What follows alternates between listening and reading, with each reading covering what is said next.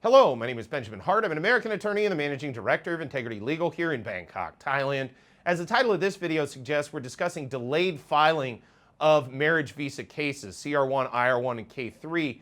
I did a video contemporaneously with this one where I discussed K-1 fiancé visas in a similar context.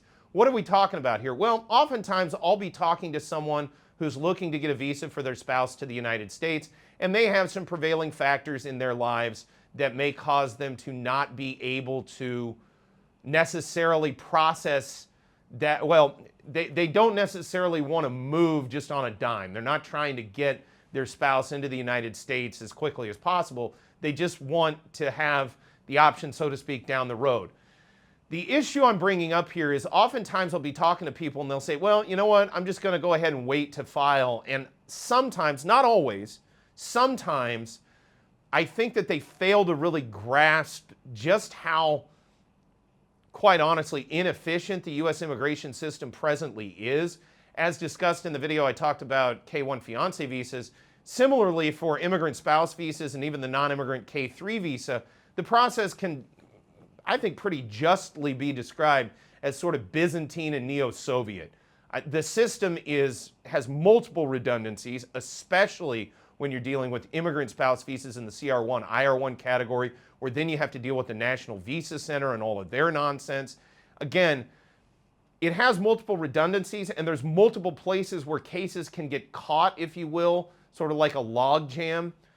Again, that's my function, to sort of break the log jam oftentimes. But again, when you're looking at a situation where you're not in a hurry to get your spouse in the United States, but you want to do it in some kind of timely manner, oftentimes, not always, it's going to be circumstantially dependent, but oftentimes it's better to go ahead and get that case on file and let the clock be ticking rather than waiting, because again, the clock doesn't start ticking until you get a case on file. So when you're waiting to file, you're not progressing. And the other thing to bear in mind is oftentimes these visas are issued with a 6 months validity. So that means that you have 6 months in order to use it.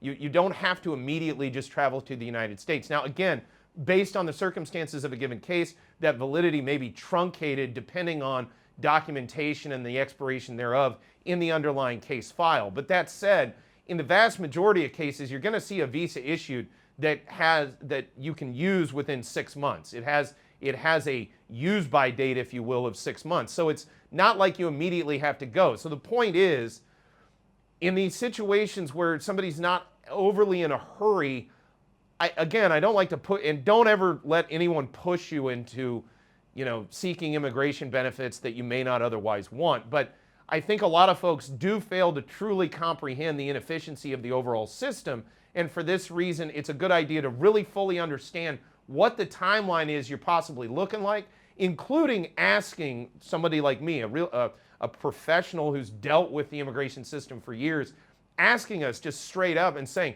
what is the worst case scenario in terms of timing? Because a lot of people don't take that into account.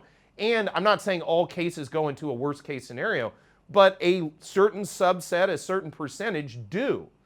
And therefore, it's something you want to keep a close eye on when you're dealing with immigration to the United States.